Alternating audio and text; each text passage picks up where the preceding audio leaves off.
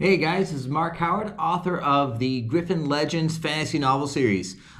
Thanks for joining me here today. So, it is January 1st, 2024.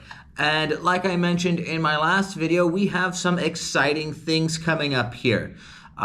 We've got my wife's debut fantasy novel in the works here. We have just scheduled her meeting with our cover artist, Jeff Brown. And so we're going to be having a conversation with him about what the cover of her book is going to look like. That's going to be really exciting. That's going to happen here in April, so a few months out from now. But we'll be sure to show you what that's going to look like as we get a little closer to it. So today I wanted to talk about a video game called Baldur's Gate 3. I don't think you could be a fan of fantasy in general and not have heard of that game at some point last year. I know I did not know much about this franchise before hearing about the release of Baldur's Gate 3.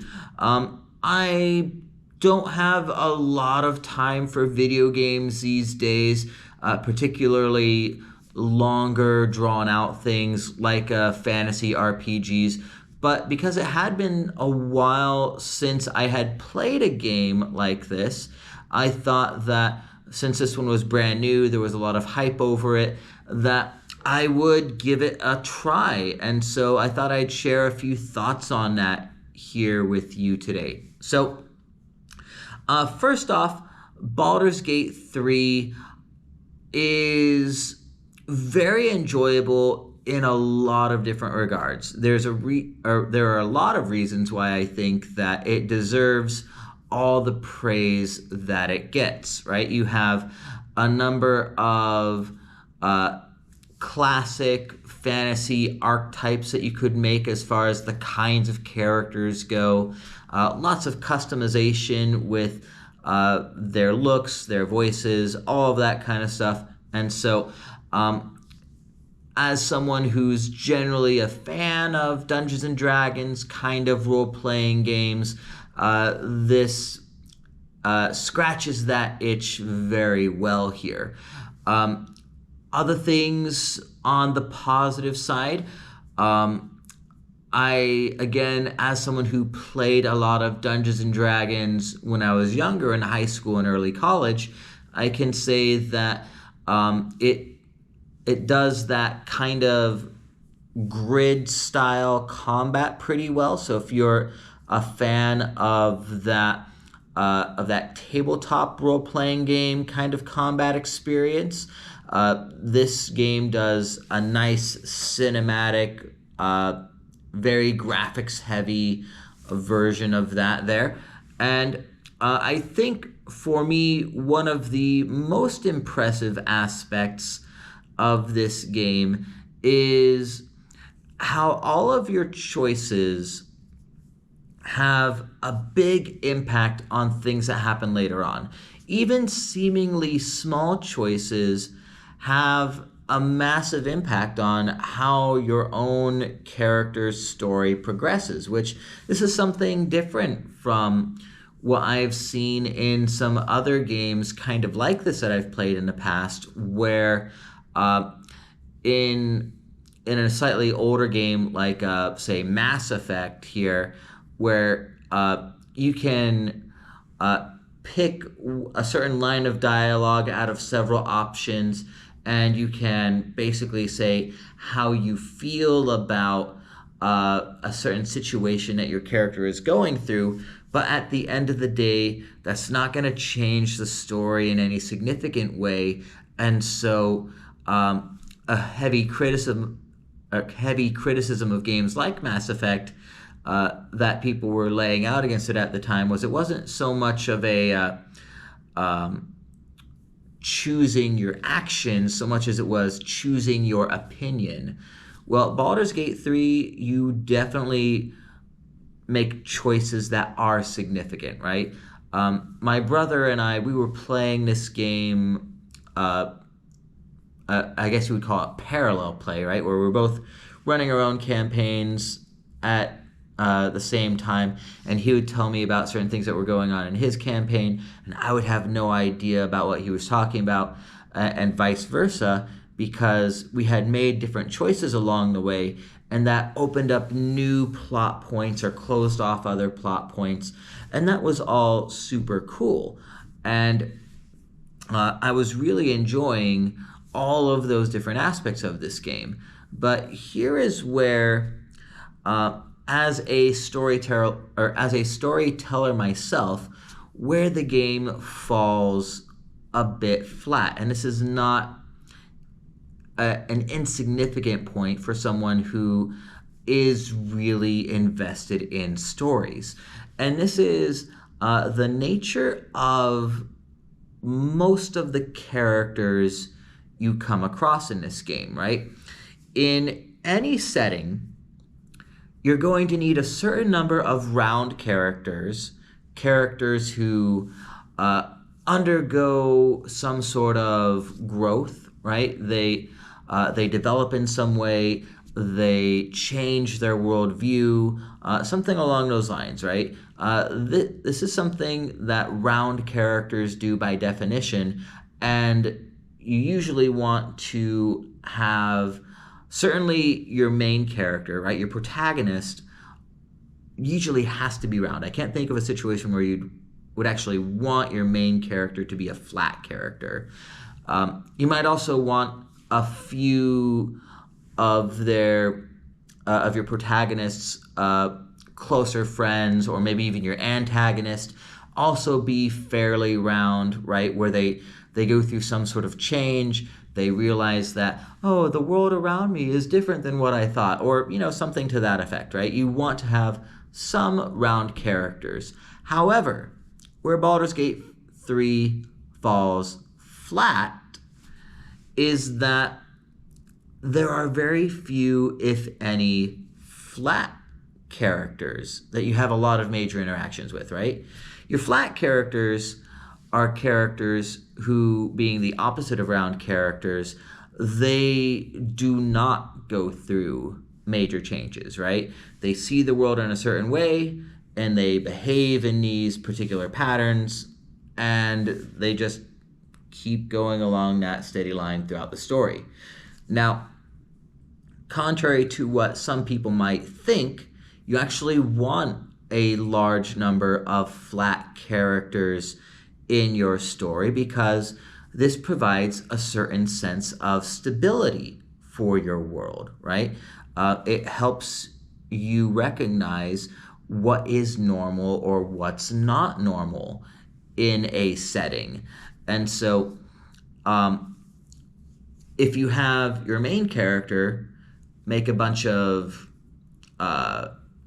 big changes, if they grow a lot, if they have all these revelations about how things are not how they might appear at first, then that's fine.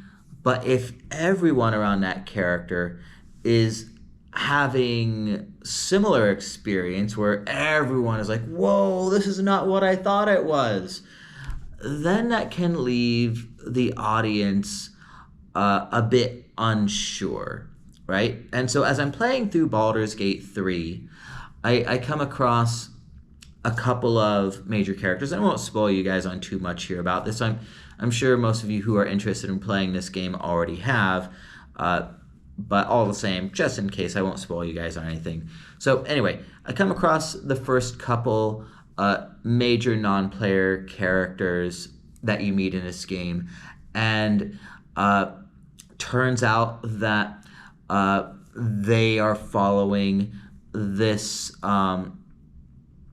this kind of, in some ways, typical fantasy trope of we're going to subvert a character archetype, right?